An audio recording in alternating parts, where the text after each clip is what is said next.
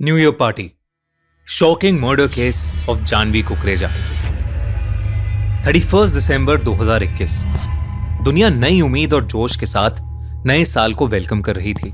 मुंबई में रहने वाली 19 साल की जानवी कुकरेजा भी उस दिन बहुत खुश थी, क्योंकि उसी दिन उसके पापा का बर्थडे होता था और उसके कुछ खास फ्रेंड्स ने उसी रात न्यू ईयर की पार्टी भी प्लान कर रखी थी। मगर अगले दिन सुबह 5 बजे यानी कि न्यू ईयर के पहले दिन 1 जनवरी को जानवी के पापा को एक कॉल आया और अचानक से उनकी जिंदगी में सब कुछ बदल गया।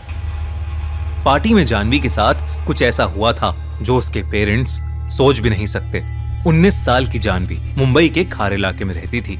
31 दिसंबर को उसके पापा का बर्थडे था, इसलिए इस मौके पर जानवी ने घर में ही एक छोटी सी पार्टी रखी थी, जिसमें जानवी के कुछ बचपन के दोस्त और पड़ोसी शामिल हुए थे। इस पार्टी में जानवी के सबसे पुराने और करीबी दोस्त श्री और दिया भी थे। 7 बजे तक केक कटिंग हो गई थी और उसके बाद जानवी और उसके दोस्त अपने एक फ्रेंड की न्यू ईयर पार्टी में चले गए। उनका यश नाम का दोस्त उसी एरिया की सोसाइटी भगवती हाइट्स में रहता था और उसी के घर पर वो न्यू ईयर पार्टी भी थी। पार्टी में कुल 15 लोग आने वाले थे और सभी जानवी के बहुत करीबी दोस्त और पड़ोसी थे। यहाँ तक कि दिया तो जानवी की ही बिल्डिंग में रहती थी। प्लान के अकॉर्डिंग पार्टी 9 बजे स्टार्ट होने वाली थी, मगर किसी रीजन से पार्टी के स्टार्ट होने का टाइम 11 बजे कर दिया गया था। जानवी उसी अकॉर्डिंग अपने दोस्तों के साथ पार्टी में पहुंच गई और एंजॉय करने लगी। वैसे तो पार्टी खत्म होने का वक्त कुछ 1 बजे के करीब था, मगर पार्टी थोड़ा ज्यादा लंबी चल गई और इस वजह से जानवी अपने घर टाइम से वापस नहीं लौटी। जानवी के पापा ने करीब 1:30 बजे जानवी को कॉल भी किया, मगर उस वक्त उसका फोन बिजी आ रहा था।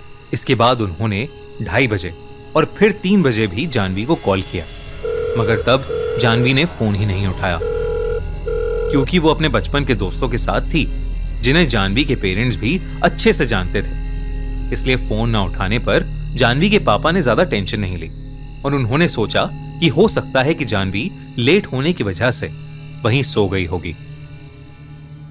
मगर सुबह के 5 बजे जानवी के पापा प्रकाश कुकरेजा के फोन की घंटी बजी।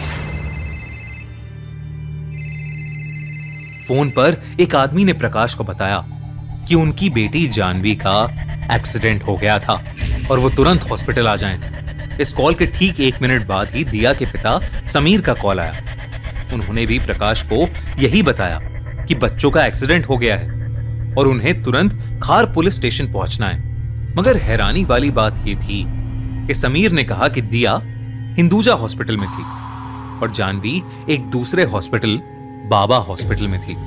अगर बच्चे साथ में ही थे तो आखिर दोनों लड़कियां अलग अलग हॉस्पिटल में क्यों थीं? और समीर प्रकाश को हॉस्पिटल की जगह पुलिस स्टेशन क्यों बुला रहा था?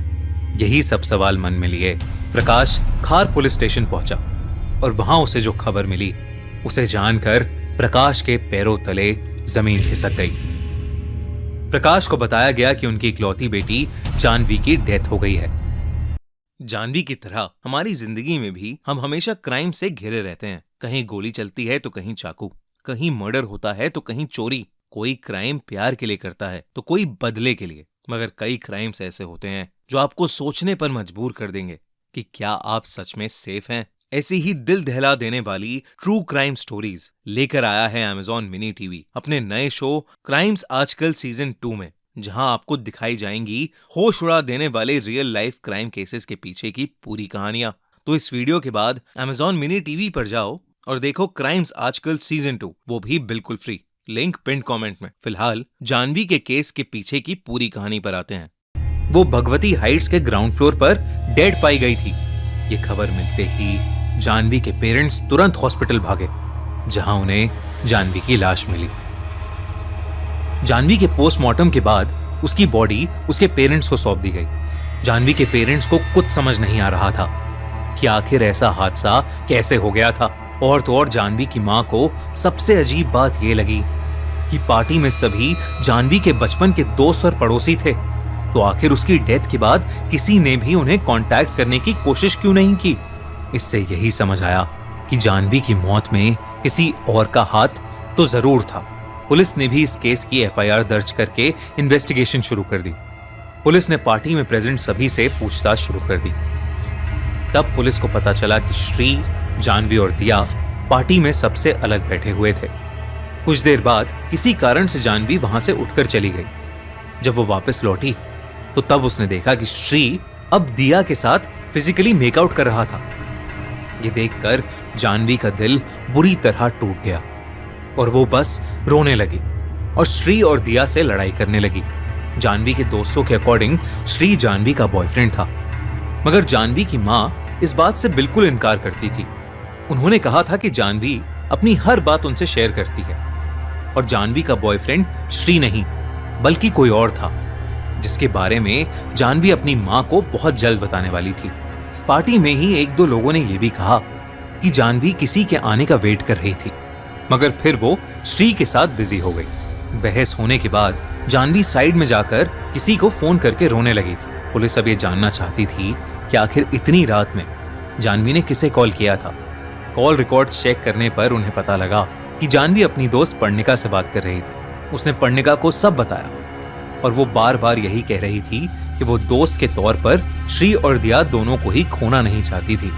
इतनी सी बात करके जानवी ने फोन काट दिया और वो पार्टी से कहीं गायब हो गई। करीब 2:20 पर कुछ लोग पार्टी से निकलकर वापस अपने घर जा रहे थे। तब उन्होंने जानवी को ग्राउंड फ्लोर पर मरा हुआ पाया। इन्वेस्टिगेशन जारी थी और जानवी की पोस्टमार्टम रिपोर्ट आने के बाद यह पता चला कि जानवी के साथ मारपीट की गई थी। उसके स्कल, रिब्स और हाथों की हड्डियां टूटी हुई थीं, जिसकी वजह से उसकी मौत हुई थी। फॉरेंसिक इन्वेस्टिगेशन में पुलिस को बिल्डिंग के हर फ्लोर पर जानवी के और किसी और के अननोन फिंगरप्रिंट्स, ब्लड और बिलोंगिंग्स मिले थे। पुलिस ने तुरंत सस्पेक्ट मानकर श्री और दिया को अरेस्ट कर लिया। जब उनके घर की तलाशी ली गई तो श्री के पास से पार्टी वाले दिन की शर्ट बरामद हुई, जिस पर जानवी का खून लगा था। इसे एविडेंस मानकर पुलिस ने कोर्ट में श्री और दिया के खिलाफ चार्जशीट फाइल कर दी। पुलिस के अकॉर्डिंग श्री, दिया और जानवी में खूब झगड़ा हुआ था और 5th फ्लोर पर आते आते तो उनमें हाथापाई की नौबत आ गई थी। तभी श्री और दिया ने जानवी को मारना शुरू कर दिया था और 2nd फ्लोर पर लाकर उसे ग्राउंड फ्लोर पर धक्का दे दिया था। दूसरी तरफ श्री और दिया इन सभी एक्विजिशंस को आज तक डिनाई करते हैं। उनके अकॉर्डिंग जानवी का बॉयफ्रेंड कोई और था और वो पार्टी में उसी वक्त उसी का वेट कर रही थी, मगर जब वो नहीं आया तो जानवी नाराज होकर पार्टी छोड़कर चली गई थी। लेकिन सबसे हैरानी वाली बात तो ये थी कि जानवी के खून के ट्रेसेस हर फ्लोर पर पाए गए थे, यानी उसके साथ हर फ्लोर पर मारपीट हुई थी।